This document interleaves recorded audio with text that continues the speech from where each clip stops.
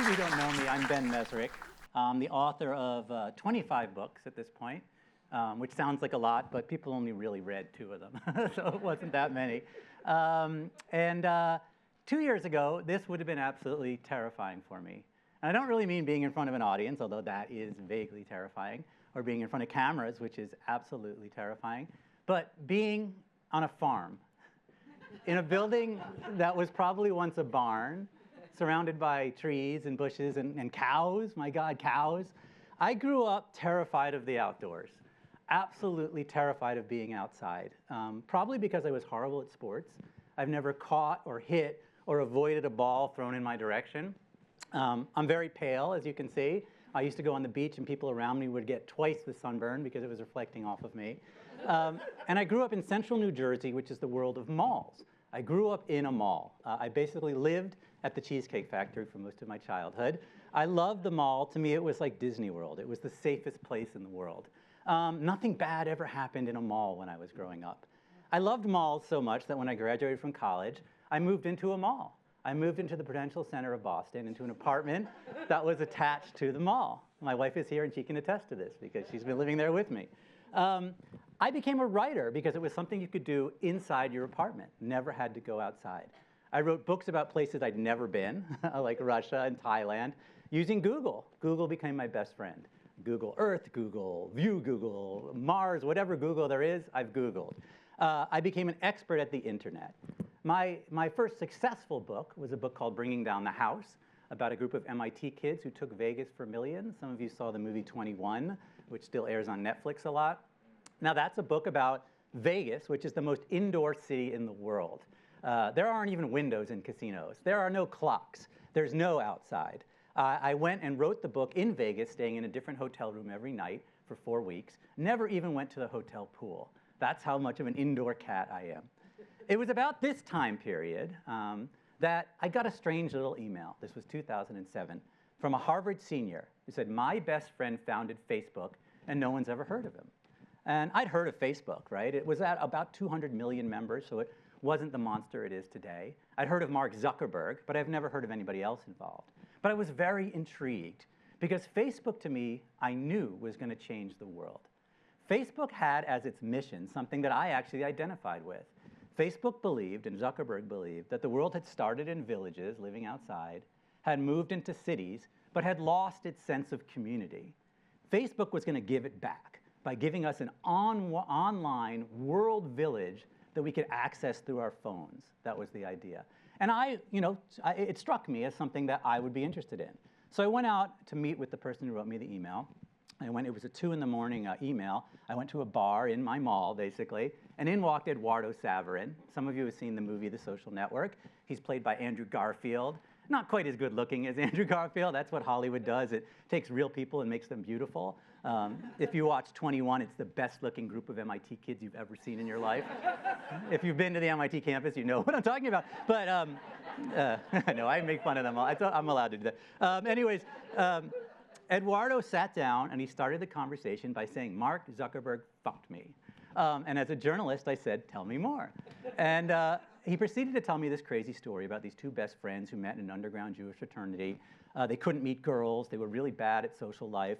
Mark hacked into computers one night and pulled up pictures of every girl on campus and made a website where you could vote on who the hottest girl at Harvard was. Proceeded to almost get kicked out of school for this, as he should have been. Caught the attention of the Winklevi twins. You couldn't invent these guys if you wanted to, could you? 6'5", identical twin Olympic rowers, the cool kids on campus. They were working on a website in their own dorm room, a dating website, to help women meet Harvard men, because that's what Harvard men think about in their room all the time. How do we help women meet us? So Mark went to work for the Winklevi, ended up blowing them off, launching Facebook. The Winklevi sued Mark. Eduardo, who had kind of been left behind, also sued Mark, and that's where I came into the picture. I wrote the story. Facebook settled with Eduardo for $5 billion. On the top of the settlement agreement, it says, you may never speak to Ben Mezrich again, because they wanted to stop the movie from happening. But I'd already written enough of it that it happened. So Aaron Sorkin saw what I'd written, David Fincher saw it, and they made The Social Network. Now, after the social network came out, Facebook did grow into this monster. It became something that did dominate the internet world. But it didn't live up to its promises, right? Facebook turned out to be much darkness. There was data being stolen and used badly. There was horrible misinformation proliferating. Instead of bringing us together, it atomized us. It sent us apart. It siloed us based on our beliefs, based on our friends, based on things that weren't true, and it ended up being kind of a horrible thing.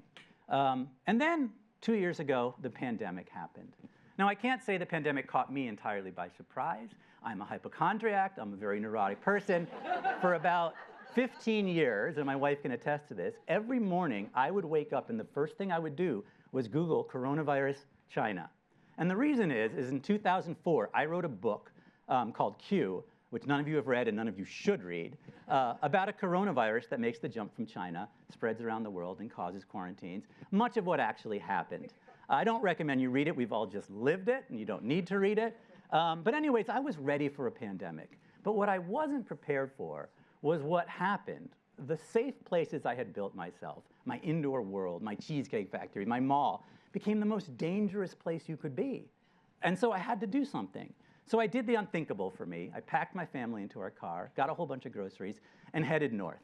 I moved out of Boston, and I became part of the diaspora of people moving from the cities to the country. And I moved here, down the street to Quechee, Vermont. Now, it wasn't an easy move for me. The first couple of weeks were actually as terrifying as I thought I would be. I was suddenly standing in 2 feet of snow. The bushes were rustling, and I thought it might be a bear. Once in a while, it actually was a bear. I had moved to a place where mud is a season, right? There are places here you can't get to in parts of the year. I couldn't even believe that. You could drive there in the summer, but you couldn't drive there in the winter. And your GPS was always wrong. And I learned that the hard way. And you needed a Jeep. When a sign says you need a Jeep, you need a Jeep. But I also found myself starting to love aspects of being here. The air was fresher. The food was better. The people, my God, the people are the nicest people in the world. If you're driving and you need to turn left, people let you turn left. They wave you in. It's spectacular. The first time it happened, I thought someone was giving me the finger. People were just waving me onto the road. My kids were happier. It was this incredible thing. And also, I became more productive. And the reason is that Facebook and all of these things that were doing very poorly before the pandemic started to do a few things right. Not everything, but a few things. You could remote work via Zoom, which ended up being in a lot of ways better than actually going to work. You could go to cocktail parties online. You could go to weddings. You could go to funerals. I went to my college reunion. It wasn't better than the real thing, but it kept us connected into this interconnected sort of spider web via the internet. So some of these things actually did start to come true.